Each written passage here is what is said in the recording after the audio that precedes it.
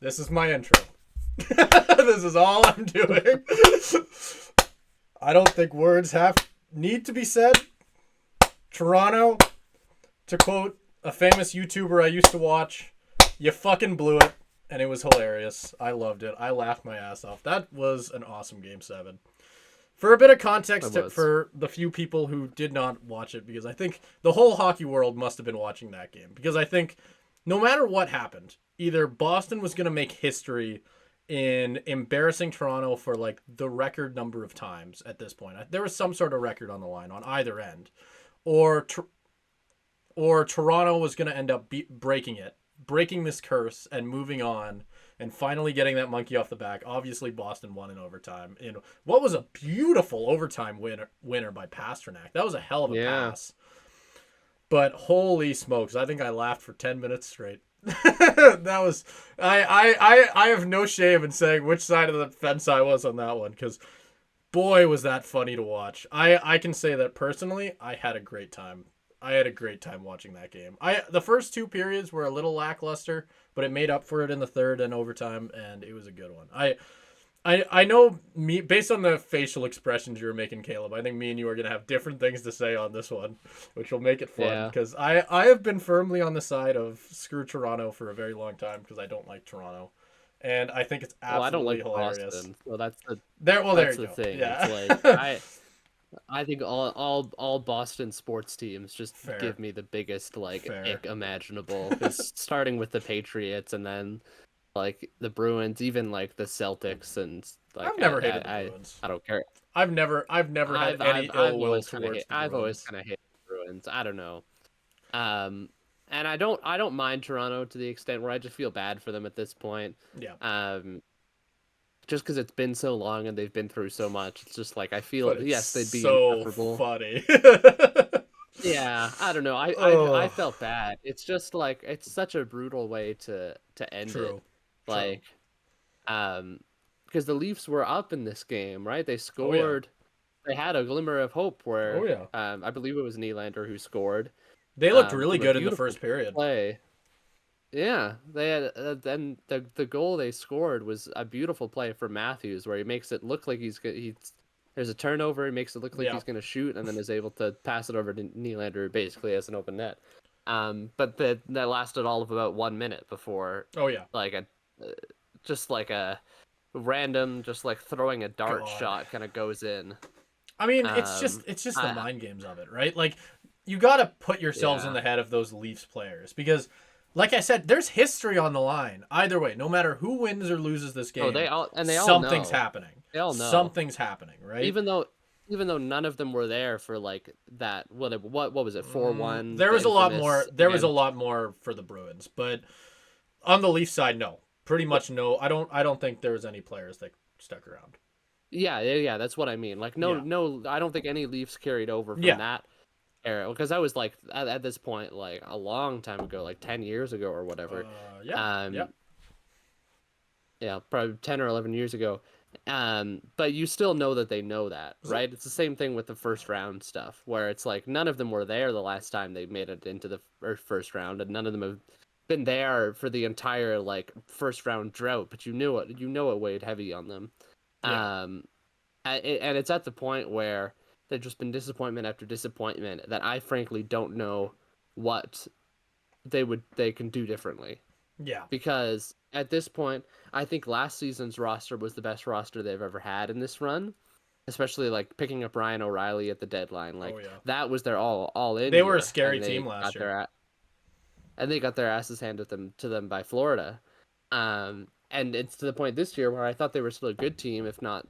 Yeah. And it's like maybe they get over the hump, but I don't know. Like I don't know how you can get any better. And so they make the coaching change, which is kind of the big headline around it in terms of firing Sheldon Keefe. But like I don't know. I guess my question is, do you think that'll even do anything? No.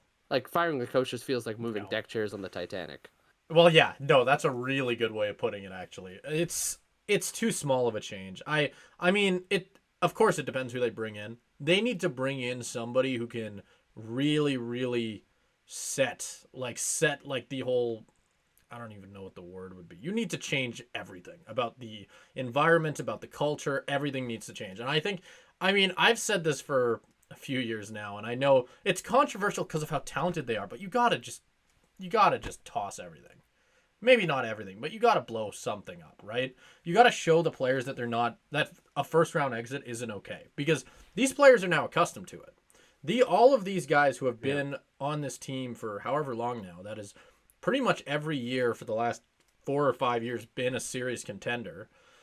They've they're used to first round exits at this point, right? I mean, I don't know. The more I look at this team, roster wise, everything, you need to blow it up because, like you pointed out, the year before this one was their best by far, roster wise.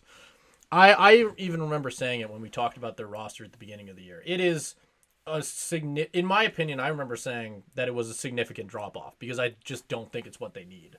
I think you need to really, really swap out. You need some elite players who have won before. And I don't even know what that necessarily means, but it's not what they currently have.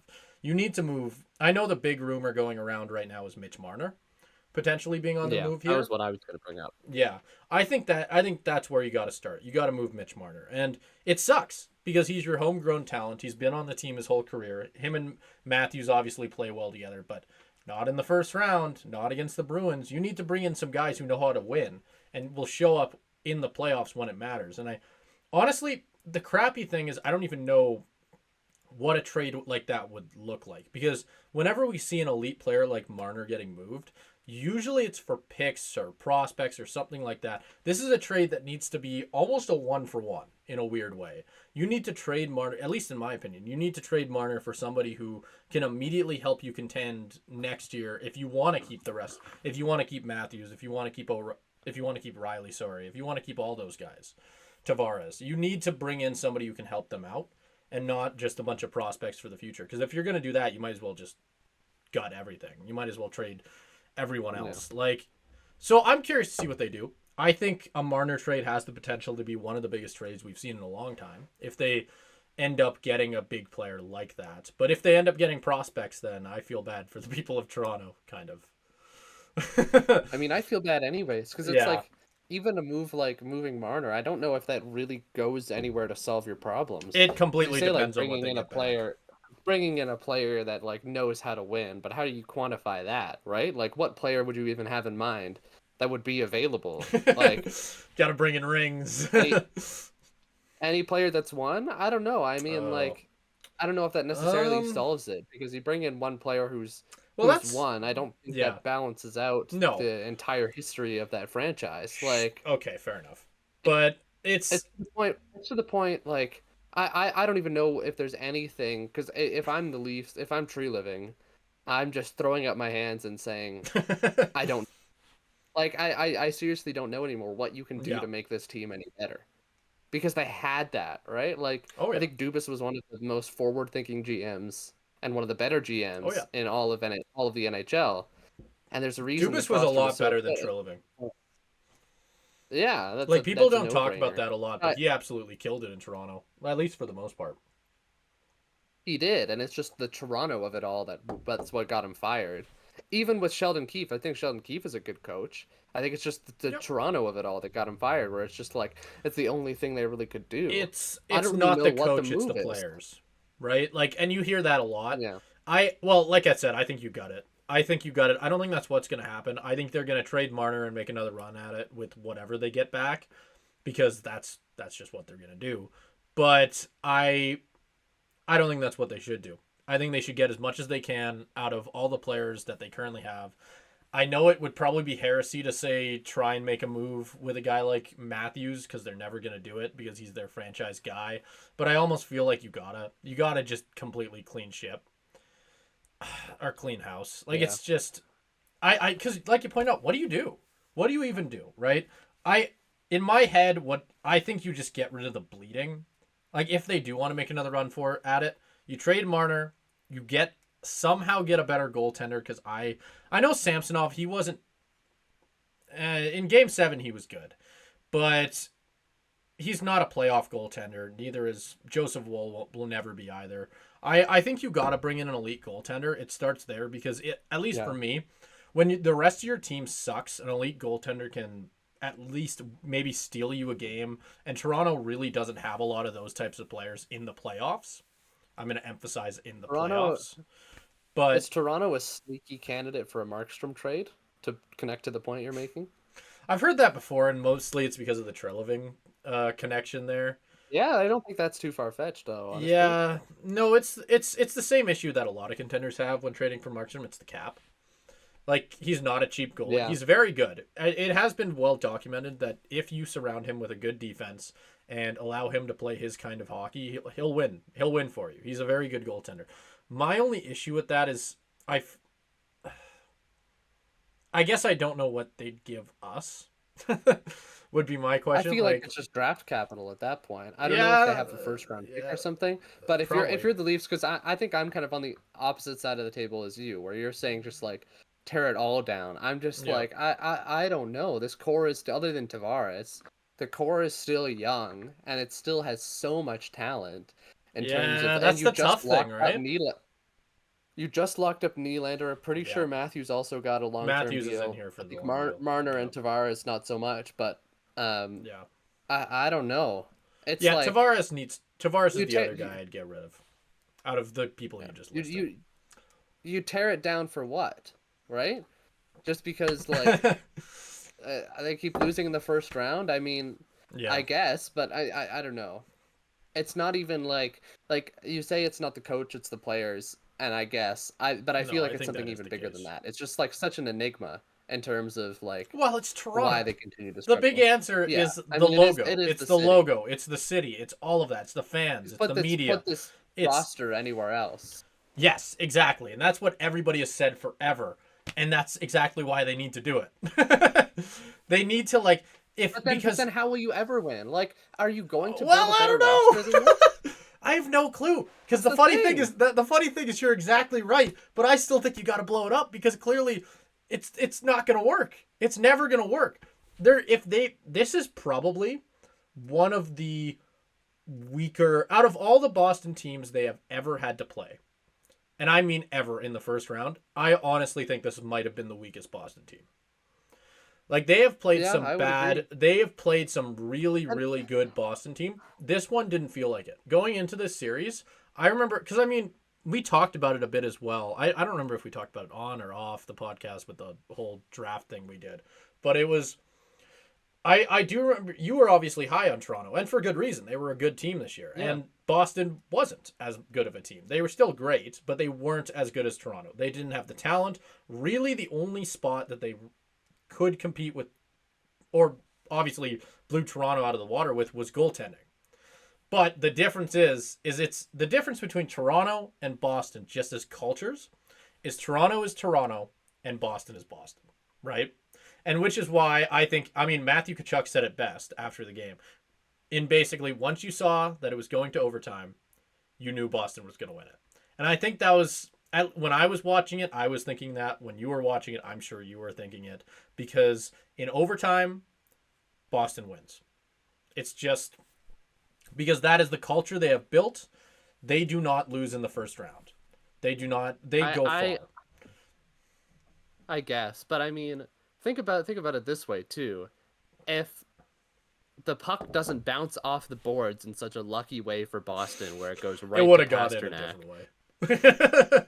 I agree with you. No, that was the luckiest goal ever.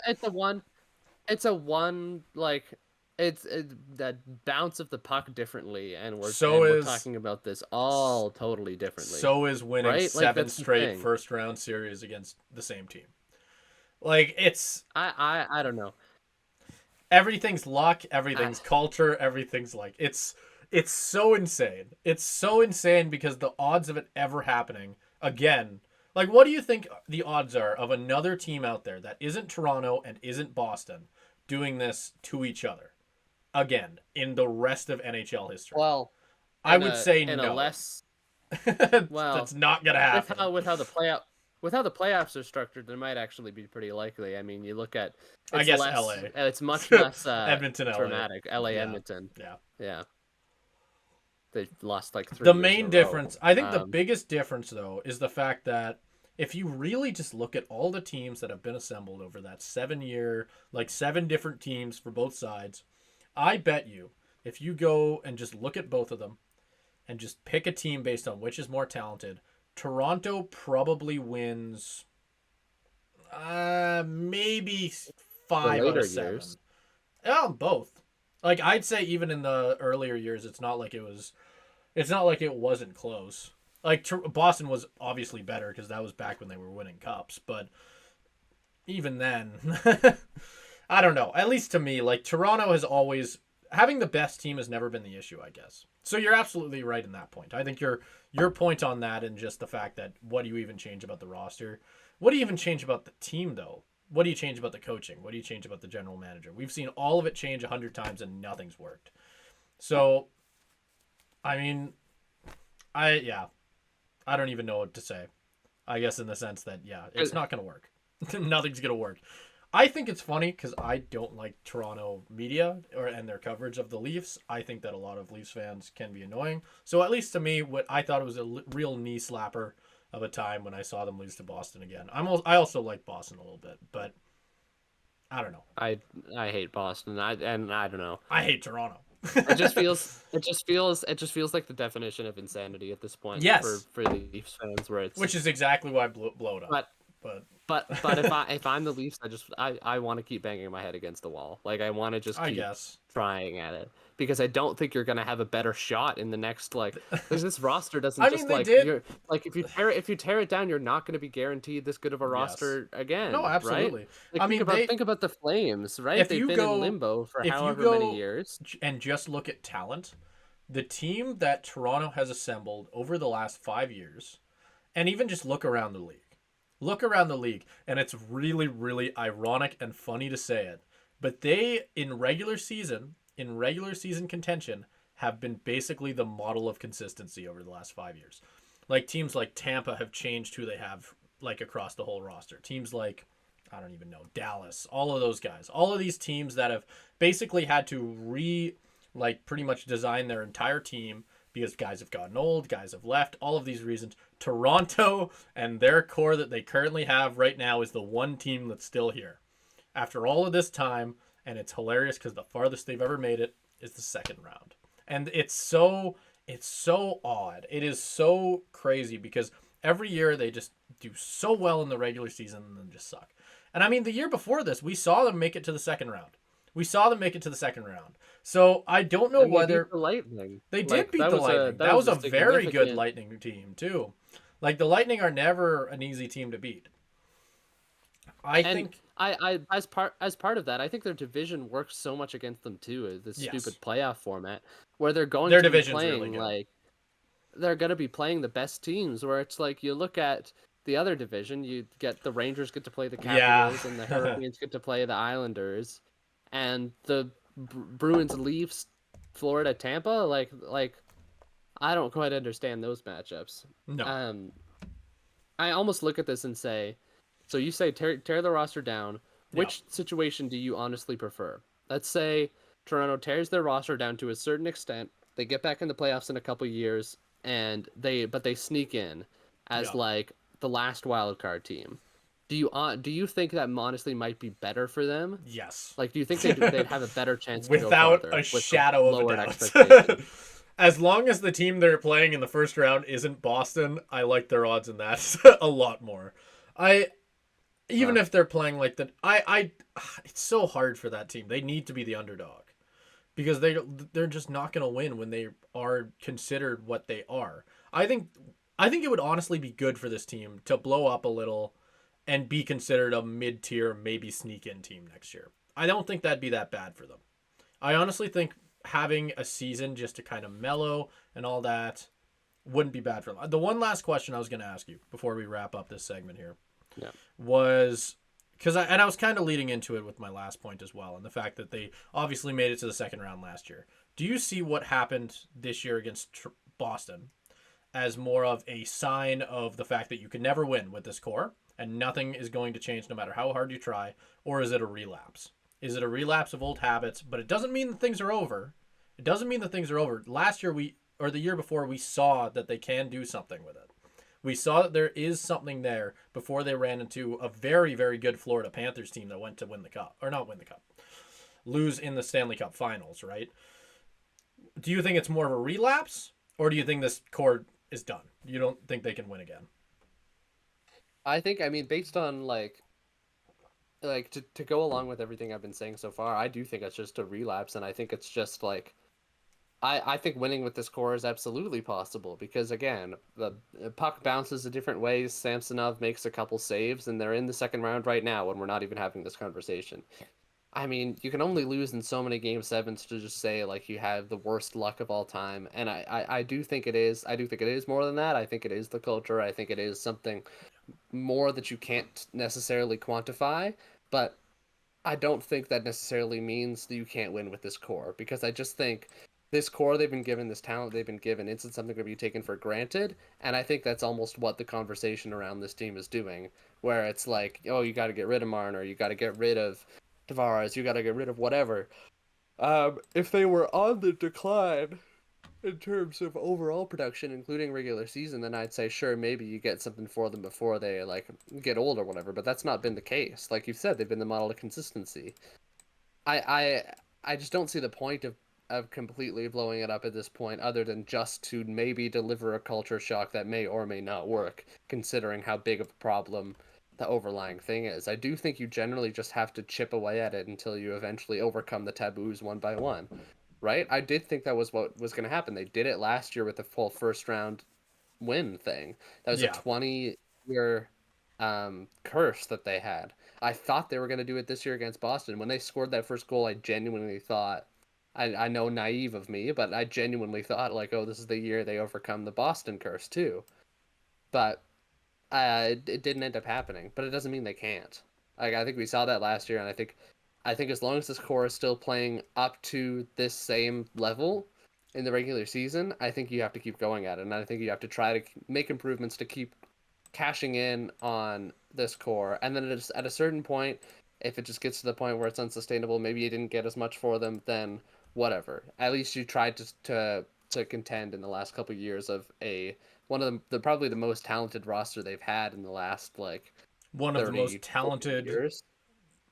if not the most talented roster they've ever had. I mean, if you really want to compare it, like it's this team. I mean, you made a really good point earlier, and just the fact you put a different logo on this team's chest, they've won a cup. It's as simple as that. Like, and I, and I don't think I'm exaggerating when I say that. Like, they seriously have had one of, if not the most talented group of at least forwards in the last 5 years. And and that either shouldn't be controversial or just straight up isn't. Like, it's just offensively they have all of the tools. It's no one can really figure out what the hell's the issue. And I mean that's the same thing that we've been repeating over and over here. But yeah, I mean to answer my own question, I think I am on the other side just in the fact that when stuff like this happens, I've always been a big believer in just do something different. Change something, right? Because I hate running it back when stuff like this is happening. So at least to me, if I was Treliving, I think I'm trading at least Marner and making another run at it. But I think you made a really good point as well in what you said there, and the fact that you do have time. You absolutely do have time here. It's not like any of these players are really going. Their value's not going to go down unless something miraculous happens and one of these players has a down year or something crazy in the regular season, which I don't know isn't going to happen.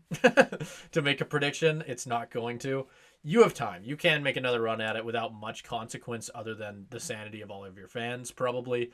I do think you get rid of Marner, though. I think that would be my answer. You got to start doing something. You got to start at least do something that isn't just bringing in Ryan Reeves, bringing in Max Domi, bringing in all of these players that you brought in. Make a big change. Make a change that is legitimate and just shakes things up a little bit. And that's going to be tough for them. So, I mean, we'll have to see what Treliving decides to do, obviously. Whether that's potentially trading, Marner for Markstrom. That's a joke. That's a joke, Leafs fan. Don't yell at me. Don't yell at me. I see you in the comments. I see you down there. Do not come for me.